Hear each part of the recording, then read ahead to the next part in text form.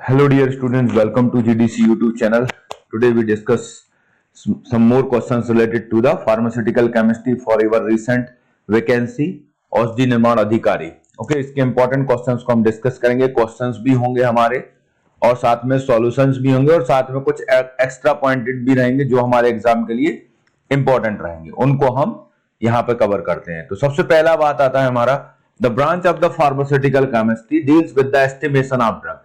Estimation को ही हम analysis बोलते हैं. क्या बोलते हैं इसको? एनालिसिस बोलते हैं. भाई टेस्टिंग कर रहे हैं कितना ड्रग प्रेजेंट है डोजेस फॉर्म में, तो कैसे करोगे उसके लिए फिजिकल केमिस्ट्री नहीं बता पाएगी, फिजिकल प्रॉपर्टी बताएगी. ठीक है, ऑर्गेनिक केमिस्ट्री सिंथेसिस करा देगी, मेडिसिनल केमिस्ट्री ड्रग की स्ट्रक्चर बता देगी हम लोगों को. एनालिटिकल केमिस्ट्री की हेल्प से क्या कर सकते हैं हम? फाइंड आउट कर सकते हैं कि डोजेस फॉर्म में कितना ड्रग प्रेजेंट होता है. तो मोस्ट इंपॉर्टेंट जो पार्ट है अपना वो क्या है? Analytical chemistry. तो analytical chemistry the most important branch of our pharmacy that utilize for the estimation of the drug concentration in any doses form. उसके लिए हम कैसे करेंगे एनालिसिस? आपके पास स्पेक्ट्रोस्कोपी मेथड्स हैं, उससे कर सकते हो आप. और अगर ड्रग कंसंट्रेशन की बात करते हैं तो बेस्ट मेथड जो होती है हमारी वो होती है यूवी विजुअल स्पेक्ट्रोस्कोपी. क्या होती है? यूवी विजुअल स्पेक्ट्रोस्कोपी बेस्ट होती है. इसको यूज करते हैं हम लोग. इसमें क्या करते हैं हम? स्टैंडर्ड कर्व बनाते हैं. यहाँ पे ये रहता है एब्जॉर्बेंस और यहाँ रहता है कंसंट्रेशन. ये हमको स्ट्रेट लाइन मिल जाता है हमारा कर्व और हम यहाँ से अननोन सॉल्यूशन का जितना भी एब्जॉर्बेंस आएगा उसको कोरिलेट किससे कर देते हैं? कंसंट्रेशन से. क्योंकि यहाँ पे हमको पता है मान लो ये 2 माइक्रोग्राम पर ml है तो इसका एब्जॉर्बेंस कितना हो रहा है? सपोज 0.08 है. तो हमारा जो सैंपल रहेगा उसका भी अगर एब्जॉर्बेंस 0.08 आ रहा है तो समझ जाओ कि अपना कंसंट्रेशन कितना है? 2 माइक्रोग्राम पर ml है. तो इसको हम यूज कर लेते हैं इसमें. दूसरा मेथड है the branch of the pharmaceutical chemistry. ये तो बता ही चुका मैं आपको. Which of the following not a titrimetric. जो ट्राइटीमेट्रिक आपका क्या नहीं है? मेथड नहीं है. ठीक है, टाइटेशन नहीं है, सीधा वो पूछ रहा है आपसे टाइटेशन कौन सा नहीं है. तो भैया प्रेसिपिटेशन टाइटेशन होता है, कॉम्प्लेक्सोमेट्रिक होता है, एसिड बेस होता है. फ्लोरीमेट्री जो होती है हमारी स्पेशल टेक्निक होती है. फ्लोरीमेट्री हमारी फ्लोरोसेंस है. ये स्पेक्ट्रोस्कोपिक मेथड होती है. क्या होती है? स्पेक्ट्रोस्कोपिक मेथड है. ये हमारा स्पेक्ट्रोस्कोपिक मेथड है इसलिए ये नहीं आएगा. बाकी सभी हमारे टाइटेमेट्रिक मेथड होते हैं, टाइटेशन होते हैं. ये भी टाइटेशन, ये भी टाइटेशन. ये फ्लोरीमेट्री द स्पेक्ट्रोस्कोपिक टेक्निक. इसमें हम फ्लोरोसेंट मटेरियल को यूज करते हैं. इमिशन स्पेक्ट्रोस्कोपी के अंडर में ये आता है. ओके, यहाँ पे क्या होता है? फ्लोरीमेट्री जो होता है हमारा फ्लोरोसेंस. फ्लोरोसेंस जानते हो? जुगनू को देखा है? लाइट उससे निकलती है तो उसको अपन मेजर करते हैं. फ्लोरोसेंट मतलब क्या होता है? जो लाइट किसी जो जैसे रेडियम रहता है तो रेडियम से हमारी लाइट बाहर आती है तो जो इमिशन हो रहा है लाइट का उसको हम मेजर करते हैं. तो इमिशन स्पेक्ट्रोस्कोपी का एग्जांपल है ये. टाइटीमेट्रिक नहीं है. प्रेसिपिटेशन टाइटेशन में हम दो रिएक्टेंट को ऐड करा के प्रेसिपिटेट फॉर्मेशन होता है. ये हमारा कॉम्प्लेक्स बन जाता है एसिड बेस में. एसिड बेस का रिएक्शन होता है, न्यूट्रलाइजेशन रिएक्शन होती है. तो ये सभी हमारे किसके एग्जांपल है? टाइटेशन के एग्जांपल है. लेकिन हमारा फ्लोरीमेट्री टाइटेशन का एग्जांपल नहीं है. एजो इंडिकेटर पूछा है. एजो इंडिकेटर कौन सा होता है? विच of the following is the azo indicator. Azo indicator मतलब एजो बॉन्ड रहता है इसमें, ऐसा वाला बॉन्ड रहेगा ये नाइट्रोजन. तो ये एजो बॉन्ड जिसमें होगा उसको एजो इंडिकेटर बोलेंगे हम. क्या बोलेंगे उसको हम लोग? एजो इंडिकेटर बोलते हैं. तो एजो इंडिकेटर जो है ना हमारा फिनॉल रेड है. फिनॉल में तो देखो फिनॉल फिनॉल लगे हैं. फिरोइन में ये हमारा मिथाइल रेड आंसर होगा. इसका क्या आंसर होगा? Methyl red. ठीक है ना.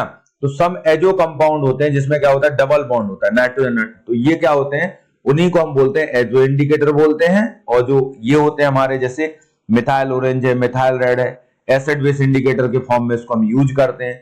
Methyl red is the red at pH below 4.4 and yellow at the pH over 6.8. अगर हमारा हम एसिडिक pH में रखेंगे मिथाइल रेड को तो रेड रहेगा और बेसिक में लेके जाओगे तो येलो हो जाएगा. और इसके बीच में अगर रखोगे तो ऑरेंज हो सकता है. ठीक है, एजो जो होता है हमारा कलरलेस पार्टिकल्स होते हैं ये जनरली, इसलिए इनको हम इंडिकेटर के फॉर्म में यूज करते हैं. एजो कंपाउंड में नाइट्रोजन नाइट्रोजन के बीच में क्या होता है? डबल बॉन्ड प्रेजेंट होता है. Presence and absence of the functional group can be identify the spectrum. भैया आपको बताना है स्पेक्ट्रोस्कोपिक मेथड्स का क्वेश्चन है हमारा. ये कौन सी स्पेक्ट्रोस्कोपिक मेथड है जो ये बताती है कि फंक्शनल ग्रुप की वैल्यू को बताएगी हमको? ये हमको क्वेश्चन आया हुआ है कि कौन सी ऐसी स्पेक्ट्रोस्कोपिक मेथड्स होती है जो फंक्शनल ग्रुप का इंफॉर्मेशन देती है. देखो मास स्पेक्ट्रोस्कोपी हमको मास अपॉन चार्ज के बारे में इंफॉर्मेशन देती है. एनएमआर हमको बताती है प्रोटॉन या कार्बन का नेचर, किस तरीके का प्रोटॉन है CH3 फॉर्म में है हमारा प्रोटॉन, कि CH2 फॉर्म में है, कि हाइड्रोक्सी फॉर्म में, ये बताती है हमको। और यूवी विजिबल स्पेक्ट्रोस्कोपी मैंने अभी बताया था, कंसंट्रेशन बता देती है हमको, और ये अनसैचुरेटेड कंपाउंड के लिए करते हैं यूज। और IR जो होती है वो हमको फंक्शनल ग्रुप की इंफॉर्मेशन देती है, किसकी?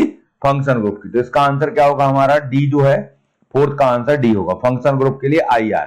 इसको मैं बता देता हूं, आपको एक्सप्लेन कर देता हूं सिंपली, यहां तो लिखा है, मैं आपको सिंपल मैनर में एक्सप्लेन करता हूं। स्पेक्ट्रोस्कोपी के लिए, स्पेक्ट्रोस्कोपी बिल्कुल सिंपल सा है, आपके एग्जाम के लेवल में इतना पढ़ लो, आपको बहुत सफिशिएंट है। देखो इसको एक मैं डायग्राम बना रहा हूं। एक्चुअल में क्या होते हैं? इलेक्ट्रोमैग्नेटिक रेडिएशंस होते हैं, ठीक है ना। और कोई भी सैंपल उस रेडिएशन को क्या करेगा? एब्जॉर्ब करेगा, ठीक है ना। जब वो उसको एब्जॉर्ब करेगा तो वो उसके चेंजेस होंगे, उसमें कुछ ना कुछ क्या होंगे? चेंजेस हो जाते हैं, ठीक है ना, कुछ ना कुछ चेंजेस होंगे, वो लोअर एनर्जी स्टेट से हायर एनर्जी स्टेट में चला जाएगा, समझ गए। तो इलेक्ट्रोमैग्नेटिक रेडिएशन की अगर हम बात करें तो एक हमारा यूवी विजिबल है, ठीक है।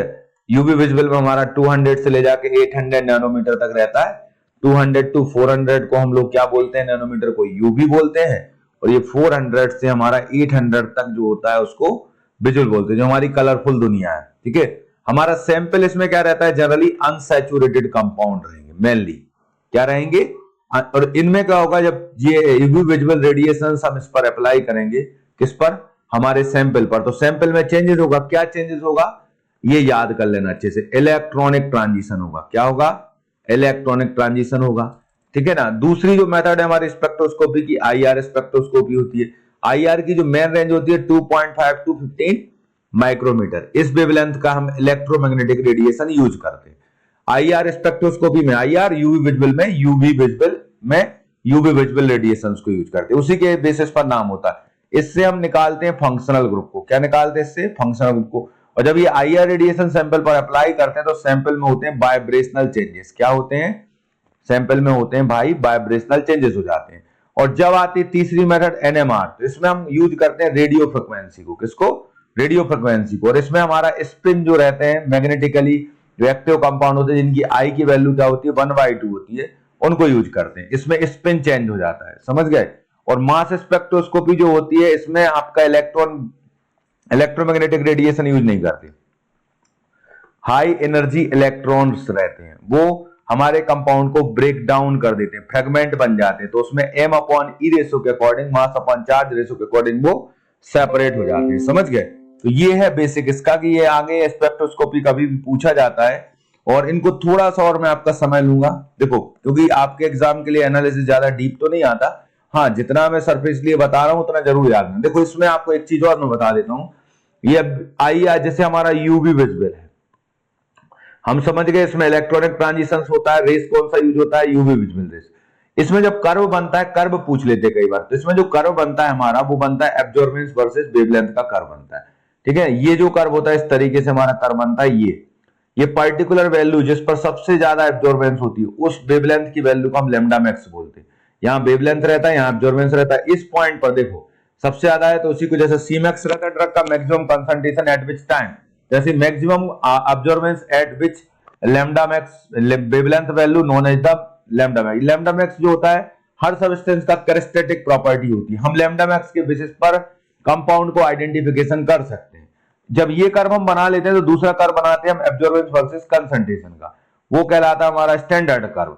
उससे हम अननोन सॉल्यूशन में कंसंट्रेशन को फाइंड आउट कर लेते हैं माइक्रोग्राम पर एमएल में। तो ये तो हुआ यूवी विजिबल स्पेक्ट्रोस्कोपी में। जैसे आपसे पूछेगा कोई यूवी विजिबल स्पेक्ट्रोस्कोपी में क्या होता है, तो आप उनको बताना है इलेक्ट्रॉनिक ट्रांजिशंस होते हैं, उनको कैसे मेजर करोगे? तो एब्जॉर्बेंस वर्सेस वेवलेंथ का हमारा कर्व बनेगा। एक कर्व हमारा एब्जॉर्बेंस वर्सेस कंसंट्रेशन। अब आता है IR। IR में क्या होता है? IR रेडिएशन यूज करते हैं हम। क्या होता है? वाइब्रेशनल चेंजेस होते हैं। कैसे मेजर करोगे इसके लिए? तो इसमें हमारा जो मेन रहता है वेव नंबर रहता है, वेव नंबर जो रहता है और परसेंटेज ट्रांसमिशन, इसका कर्व बनता है। तो हमको इसमें जो होता है ना, वेव नंबर की वैल्यू याद करना होती है। जैसे मान लो अल्कोहल है, हाइड्रोक्सी ग्रुप होता है, तो उसकी वेव नंबर की वैल्यू होती है 3600 सेंटीमीटर इनवर्स, समझ गए। जैसे कीटोन की होती है 3700 सेंटीमीटर इनवर्स, तो इस तरीके से। फिर आता है NMR। तो NMR जो होता है हमको ये बताता है किस तरीके का प्रोटॉन है कंपाउंड में और किस तरीके का कार्बन है, CH2 वाला है, CH3 वाला है। फिर आता है मास स्पेक्ट्रोस्कोपी, तो ये सबसे एक्यूरेट मानी जाती है। ये हमको M/E रेशो बता देता है, मास अपॉन चार्ज रेशो। तो अगर आपको एनालिसिस करना है तो कोई एक मेथड से नहीं कर सकते, यहां से आपको चलना होता है वन बाय वन, और फिर फाइनली मास स्पेक्ट्रोस्कोपी हमारा रिजल्ट मोर एक्यूरेट हो जाता है, और हम इन चारों मेथड्स के बेस पर क्या कर सकते हैं, जो हमारे कंपाउंड होते हैं उनका हम लोग क्या कर देते हैं, एनालिसिस कर देते हैं। द प्रिंसिपल ऑफ HPTLC, देखो TLC लिखा है, ध्यान से पढ़ लेना, HPLC मत पढ़ना। TLC का प्रिंसिपल बताना। TLC जानते हो, थिन लेयर, एक हमारी ग्लास की प्लेट रहती है, उस पर हम एडजॉर्बेंट मटेरियल की कोटिंग करते हैं। किसकी करते हैं, एडजॉर्बेंट मटेरियल की कोटिंग कर देते हैं, ठीक है, एडजॉर्बेंट मटेरियल की कोटिंग करते हैं। तो उस एडजॉर्बेंट मटेरियल में जो हमारे यहाँ से मोबाइल पे रन करता है, तो उसमें क्या होगा, एडजॉर्बेंट मटेरियल है तो एडजॉर्प्शन होता है, देखो एडजॉर्प्शन होगा, इसका प्रिंसिपल क्या होगा, एडजॉर्प्शन। एक और चीज सुन लो, देखो स्पेक्ट्रोस्कोपी की कोई भी मेथड हो आपकी, जैसे मैंने बताया UV, visual, IR, NMR, mass spectroscopy में तो high energy electron beam use होती है, स्पेक्ट्रोस्कोपी की कोई भी मेथड में होता है एब्जॉर्प्शन, समझ रहे हो। एब्जॉर्प्शन मतलब होता है हमारा जो मॉलिक्यूल रहेगा वो अंदर तक, जैसे ये है यहां अंदर तक आएगा, तो ये एब्जॉर्प्शन है। जैसे मान लो हमारे घर में कोई हमारे रिलेटिव आते हैं, तो भैया वो घर में जाएंगे, हमारे रूम में सब जगह जाएंगे, तो वो एब्जॉर्प्शन है, मतलब वो हमारा जो रहेगा सॉलिड वो अंदर पहुंच जाएगा आपका पूरा, तो वो एब्जॉर्प्शन है। जैसे ड्रग है, GIT में रहती है, वहां से कहां पहुंचती, ब्लड में अंदर चली जाती है, और एडजॉर्बेंट जब लग जाता है तो ये सरफेस फिनोमेना होती है। जैसे हमारे यहाँ डिलीवरी बॉय आता है फ्लिपकार्ट से या कोई भी, उससे डिलीवरी बॉय बाहर से बात करेगा गेट से, अपन उसको सामान ले लेंगे, अपन उसको पैसे दे देंगे, वो चला जाएगा, तो वो एडजॉर्प्शन होता है। एडजॉर्प्शन सरफेस फिनोमेना, जैसे मैंने 2 सर्किल बनाया आपको, ये बनाया, ये इस तरीके से अगर कोई मॉलिक्यूल है, ये तो आपका हुआ एडजॉर्प्शन। यही होता है क्रोमेटोग्राफी में, और क्रोमेटोग्राफी में इसमें TLC लिखा है, ठीक है। क्रोमेटोग्राफी के तो बहुत सारे प्रिंसिपल है, पार्टीशन भी हो सकता है। अगर हमारा मॉलिक्यूल ऐसे अंदर चला जाता है, ये कहलाता है एब्जॉर्प्शन। ये स्पेक्ट्रोस्कोपी में होता है, और एडजॉर्प्शन हमारा TLC में होता है, थिन लेयर क्रोमेटोग्राफी में होता है, ठीक है। तो इसको ध्यान रखेंगे आप, ये TLC में होता है, ये आपको क्लियर याद रखना है।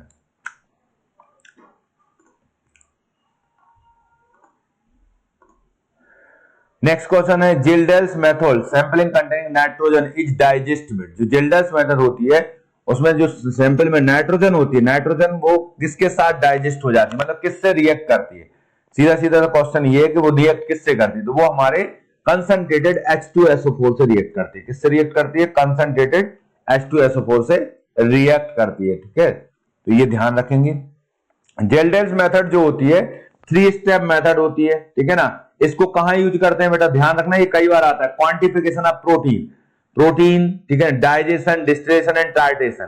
तो इसमें देखो, digestion of the organic material achieve by using the concentrated H2SO4, heat and potassium sulphate. देखो ये क्वेश्चन हमसे पूछा था कि जिल्डेल्स मेथड में हम प्रोटीन का क्या करते हैं, क्वांटिफिकेशन करते हैं, प्रोटीन का हम अमाउंट फाइंड आउट करते हैं कि कितना प्रोटीन होता है, समझ गए। तो उसके लिए हमको क्या करना पड़ता है, जो भी ऑर्गेनिक मटेरियल है हमारे प्रोटीन के साथ, उसको डाइजेस्ट कराना पड़ेगा। उस डाइजेशन के लिए हम लोग क्या यूज करते हैं, H2SO4 को यूज करते हैं, ये आपको याद रखना। जिल्डेल्स मेथड का क्या एप्लीकेशन है, तो इसमें क्या करते हैं हम, इसका एप्लीकेशन कहां करते हैं हम, इसका एप्लीकेशन हम करते हैं क्वांटिफिकेशन ऑफ प्रोटीन के लिए करते हैं, ये जरूर याद रखेंगे, ठीक है। Widely accepted detector electrode for the pH measurement. PH measurement के लिए सबसे ज्यादा अच्छा इलेक्ट्रोड कौन सा माना जाता है पीएच मेजरमेंट के लिए। जो पोटेंशियोमेट्री का क्वेश्चन है हमारा, ये कहां का क्वेश्चन है भाई, पोटेंशियोमेट्री का। उसमें एक काम कर लेना आप लोग, मौका मिलेगा तो मैं जरूर बताऊंगा। इसमें हमारा रेफरेंस इलेक्ट्रोड होता है और इंडिकेटर इलेक्ट्रोड होता है, उनको अच्छे से याद कर लेना, कौन कौन से रेफरेंस होते हैं और कौन सा इंडिकेटर है। रेफरेंस इलेक्ट्रोड वो होता है जिसके रिस्पेक्ट में हम इंडिकेटर का सब कुछ कैलकुलेशन करते हैं, उसको बोलते हैं अपन, ठीक है। तो यहां पर तो हमारा बेस्ट जो है इंडिकेटर इलेक्ट्रोड ही कहलाएगा हमारा, वो ग्लास इलेक्ट्रोड होता है, ठीक है। Widely accepted detector electrode for the pH measurement, उसके लिए बेस्ट होता है हमारा ग्लास इलेक्ट्रोड होता है, ठीक है, ये ध्यान रखेंगे।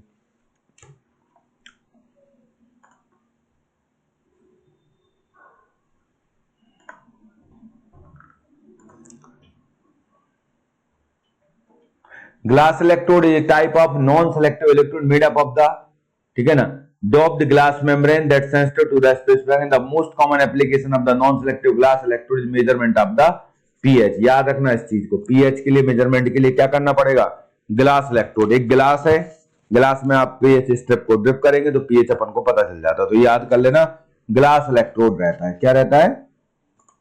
नेक्स्ट क्वेश्चन है, gravimetric analysis for the determination of the S value, the acid insoluble portion of S is determined by boiling with. मतलब इसमें ये पूछ रहा है तो जो ग्रेविमेट्रिक एनालिसिस हम लोग करते हैं उस ग्रेविमेट्रिक एनालिसिस में, ठीक है ना, क्या होता है, acid insoluble protein of S is determined by boiling with, किसके साथ बॉइल करके उसको डिटरमाइन करते हैं, तो उसमें हमारा डाइल्यूट हाइड्रोक्लोरिक एसिड आता है, HCl ही यूज करते हैं उसके लिए, हम HCl के साथ इसको बॉइलिंग करते हैं, ठीक है ना, ये ध्यान रखना। डाइल्यूट हाइड्रोक्लोरिक एसिड कैसे करेंगे, देखो इसमें boil the total S with the 5 minute with 25 ml dilute HCl, ठीक है ना, कलेक्ट द इनसॉल्युबल मैटर, ठीक है ना, ये मेन इसका कॉन्सेप्ट होता है, ठीक है, इसको हम इनसॉल्युबल मैटर को कलेक्ट करके उसको फिर क्या करेंगे अपन, उसको फाइनली बर्न कर लेंगे और उसको वेट कर लेंगे, समझ रहे, तो हमको पता चल जाएगा इस वैल्यू कितना है।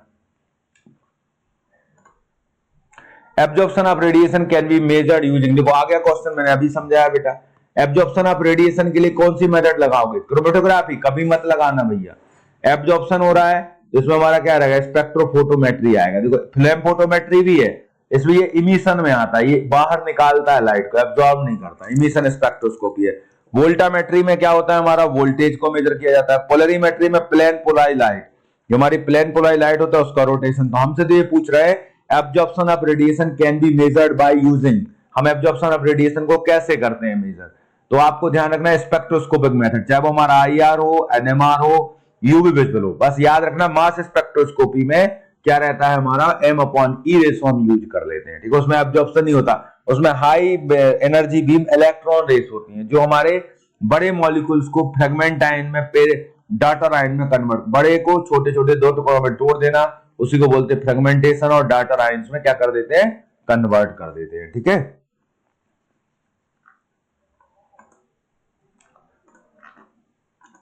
नेक्स्ट क्वेश्चन है the colour of the phenolphthalein in 0.01 normal NaOH solution, भैया NaOH है, ये तो ऑब्वियसली अगर हमारा NaOH रहेगा तो वो बेसिक है, तो बेसिक कंडीशन में कैसा कलर रहता है इसका बेटा, बेसिक कंडीशन में ये पिंक कलर का रहता है, याद रखना फेनोल्फथलीन क्या होता है, बेसिक कंडीशन में पिंक कलर का रहेगा।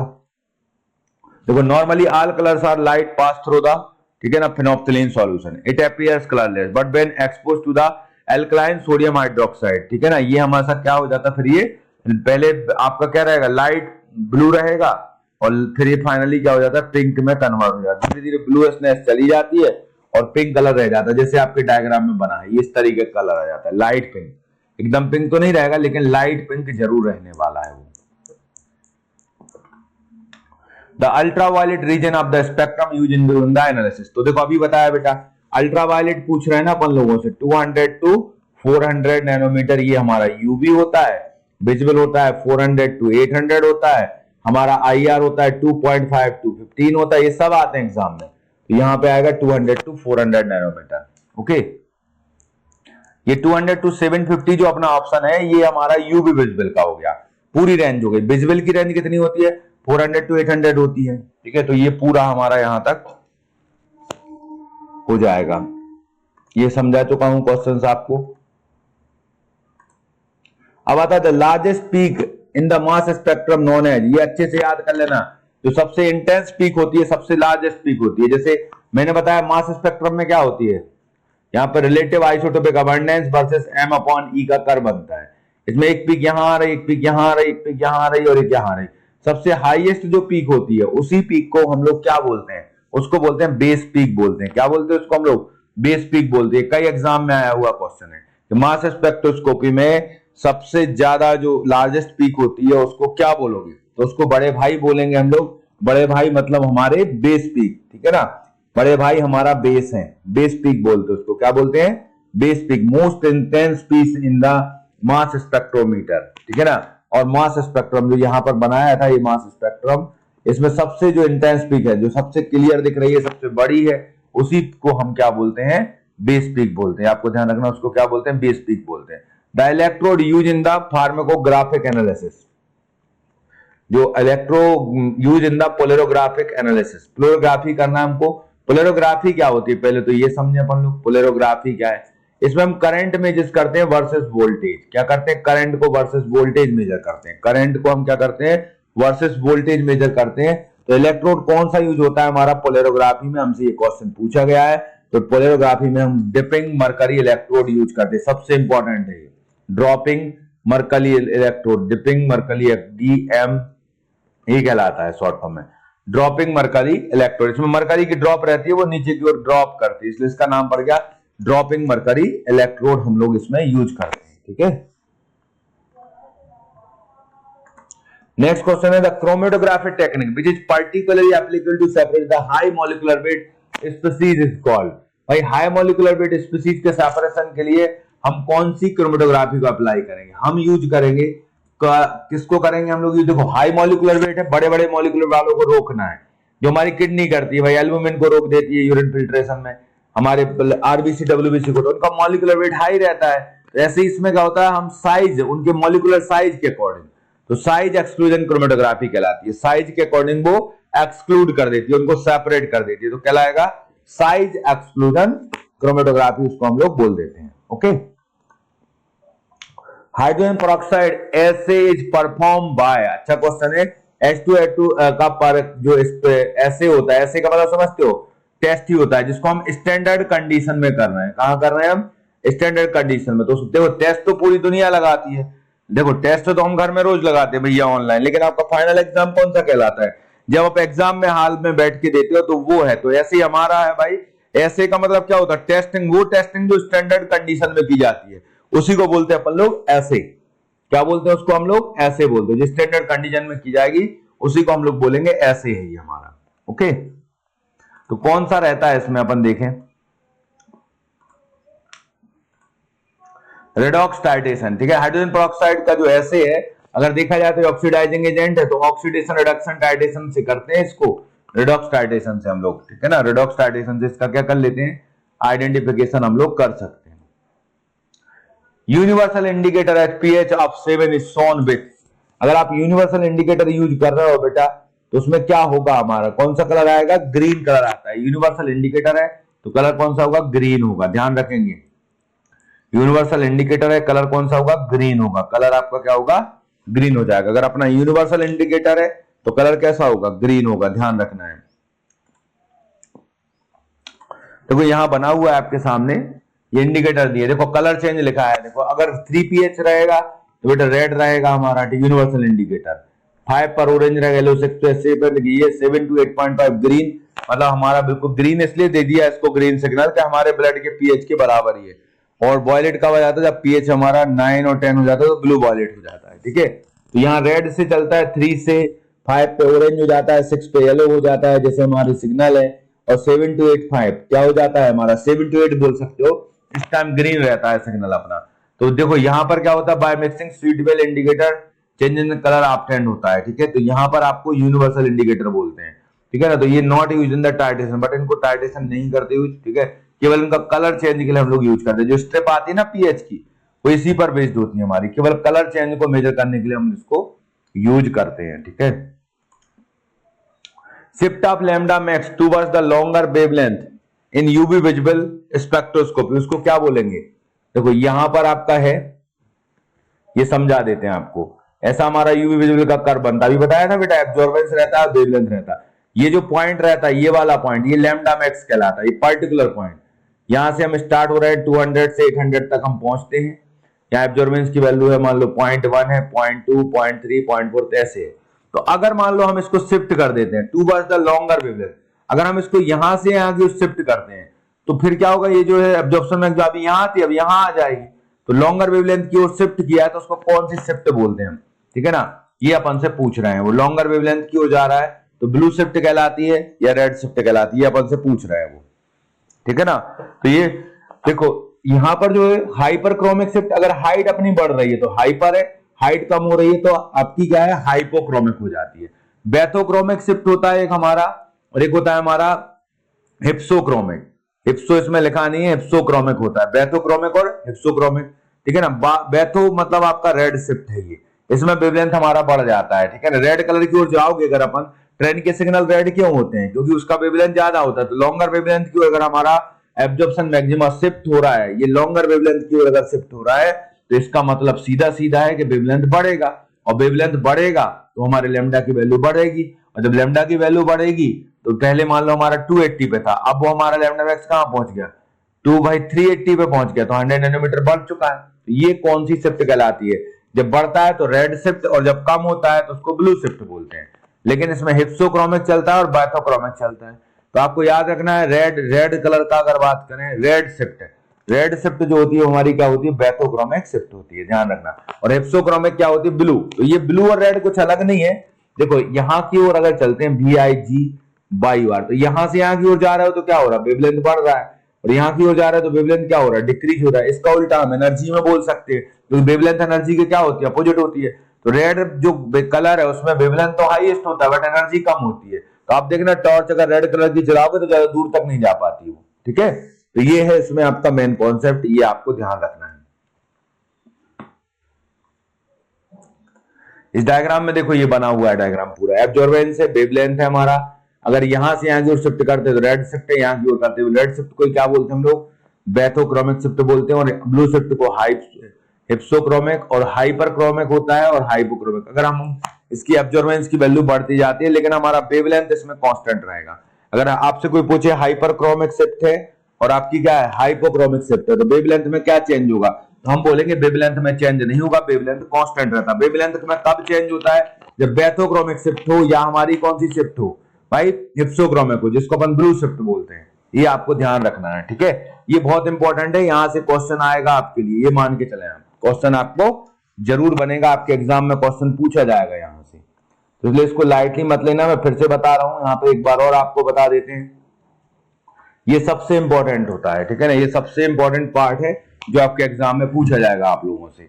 तो देखो इसमें आपको मैंने फिर से बताया, यहाँ पर ये हमारे एक कर्व बनाते हैं एब्जॉर्बेंस वाला, यहाँ एब्जॉर्बेंस रहता है, यहाँ वेवलेंथ रहता है।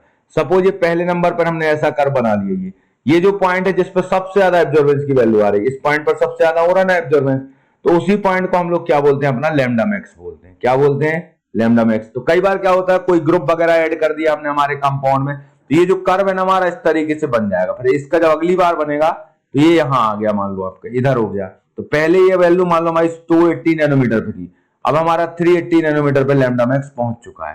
तो यही कंडीशन कहलाती है जब इस ओर शिफ्ट हो जाती है, एब्जॉर्प्शन मैक्सिमा, ठीक है ना, टूवर्ड्स द लॉन्गर वेवलेंथ, तो उसको क्या बोलते हैं, रेड शिफ्ट बोलते हैं, रेड कलर की ओर जा रही है। और इसी को बोलते हैं हम लोग बैथोक्रोमिक शिफ्ट। भूल गए आप लोग भाई, कैसे याद करो कि रेड शिफ्ट होता है, ठीक है ना, बैथोक्रोमिक उसी को बोलते हैं। उसी में जो हमारी एब्जॉर्प्शन मैक्सिमा है वह कहां चली जाती है, हाईएस्ट वेवलेंथ की ओर चली जाती है। ये इतनी चीजें इसकी आपको याद रखना। इसी का जस्ट अपोजिट होता है हमारा ब्लू शिफ्ट कहलाता है। अगर ये कम हो रहा है हमारा तो उसको क्या बोलोगे, ब्लू शिफ्ट बोलोगे, और उसको बोलते हैं हिप्सोक्रोमिक शिफ्ट, हिप्सोक्रोमिक शिफ्ट बोलते हैं, ठीक है। तो ये पूछते हैं एग्जाम में ब्लू शिफ्ट क्या होती है, तो ये आपको ध्यान। अब अगर इसकी हाइट कम बढ़ हो रही, मतलब हमारा वेवलेंथ तो इसमें कांस्टेंट है, बस ये एब्जॉर्बेंस बढ़ रहा है, एब्जॉर्बेंस अगर ऊपर की ओर ज्यादा चला गया तो उस चीज को बोलोगे हाइपरक्रोमिक, और अगर हमारा एब्जॉर्बेंस नीचे की ओर आ गया तो क्या कहलाएगा, हाइपोक्रोमिक कहलाता। बस ये 4 टर्म याद करो और यूबी से क्वेश्चन लेके जाओ, नंबर आप बढ़िया लेके जाओगे, ठीक है। नेक्स्ट क्वेश्चन है, देखो adsorption indicator are use in the, adsorption indicator जिसमें एडजॉर्प्शन होगा उसी में यूज करोगे एडजॉर्प्शन इंडिकेटर को। तो एडजॉर्प्शन इंडिकेटर कहां यूज होता है, हमारा फजन्स मेथड में होता है। फजन्स मेथड क्योंकि एडजॉर्प्शन पर बेस्ड होती है हमारी, फजन्स मेथड किस पर बेस्ड होती है, एडजॉर्प्शन पर बेस्ड होती है। तो इसमें जो हमारा इंडिकेटर रहेगा वो एडजॉर्प्शन इंडिकेटर रहेगा, ठीक है। नेक्स्ट क्वेश्चन है यहां पर, what is the called reaction in which oxidation reduction, क्या बात है, ऐसी रिएक्शन जिसमें ऑक्सीडेशन रिडक्शन दोनों चलते हैं उसको कौन सी रिएक्शन, एक्सोथर्मिक एनर्जी बाहर निकलना, एंडोथर्मिक एनर्जी का अंदर आना, कपलिंग रिएक्शन, दो चीजों का आपस में जुड़ जाना, जैसे ट्रेन के डिब्बे जुड़े रहते हैं आपस में, उनके बीच में जो कनेक्टर रहता है उसको क्या बोलते हैं अपन, कपलर बोलते हैं ना। तो ये अटैच करने वाला, रिडॉक्स मतलब क्या होता है, Redux, reduction, reduction and oxidation, उसके नाम में ही तो लिखा है reduction and oxidation. Which of the following is the correct statement for the aprotic solvent? aprotic जानते हो, लेना इसके, ये प्रोटॉन को कुछ भी नहीं करेगा, aprotic solvent है, ठीक है ना, aprotic solvent, tendency to accept proton, tendency to produce proton, अगर है ही नहीं, both protophilic protogenic, neither donate not accept, जब कुछ है ही नहीं तो ना लेना देख ना देना, किसी से कोई मतलब नहीं इसको, ठीक है ना। तो ये हमारा क्या कहलाएगा, प्रोटोफिलिक क्या कहलाता है, ठीक है ना, प्रोटोफिलिक जो प्रोटॉन को एक्सेप्ट करेगा, प्रोटोजेनिक जो प्रोटॉन को जनरेट करेगा, एम्फो वाला क्या होगा, जनरेट भी करेगा एक्सेप्ट भी करेगा,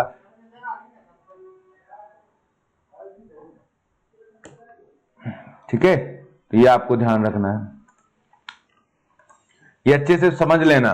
प्रोटोफिलिक सॉल्वेंट जो होते हैं हमारे, क्या करते हैं, protophilic solvent, solvent which gives a greater tendency to accept the proton, जो प्रोटॉन को एक्सेप्ट कर लेते हैं उनको बोलते हैं हम लोग प्रोटोफिलिक। जो प्रोटोजेनिक क्या होते हैं, जो एसिड वगैरह होते हैं जो प्रोटॉन को जनरेट करेंगे, तो जो प्रोटॉन को क्या करते हैं, प्रोड्यूस करते हैं, प्रोटोजेनिक। और एम्फोटेरिक क्या होते हैं, solvent which act as both protophilic and protogenic, जैसे हमारा वाटर है, ठीक है। और ए प्रोटोक सॉल्वेंट क्या होते हैं, जो ना क्या करते हैं, डोनेट करते हैं, और ना ही वो एक्सेप्ट करते हैं, तो वो क्या कहलाते हैं हमारे प्रोटो, कैसे कहलाते हैं, ए प्रोटेक सॉल्वेंट कहलाते हैं। प्रोटोफिलिक, प्रोटॉन को एक्सेप्ट करने वाले, ठीक है ना, उसमें बेसिक आ जाते हैं। प्रोटोजेनिक, प्रोटॉन को दान करने वाले एसिड। एम्फोटेरिक, जो प्रोटोफिलिक के जैसा भी बिहेव कर लेता है, और कैसे काम कर लेता है, आपका ये काम कर लेता है प्रोटोफिलिक के जैसे भी काम कर लेता है, और कैसे काम करता है हमारा, प्रोटोजेनिक के जैसा भी। जैसे हमारा वाटर है, वाटर को भैया प्रोटॉन दे दो तो बन जाएगा उसमें H3O+ हो जाएगा, और अगर प्रोटॉन उसने ले लिया तो भी चलेगा, कोई दिक्कत नहीं, वाटर दोनों काम कर सकता है, ठीक है। तो इसको अच्छे से ध्यान रखना है। ओके, इसके बाद अपन नेक्स्ट क्लास में कवर करेंगे, नेक्स्ट पार्ट आएगा उसमें देखते हैं। ओके।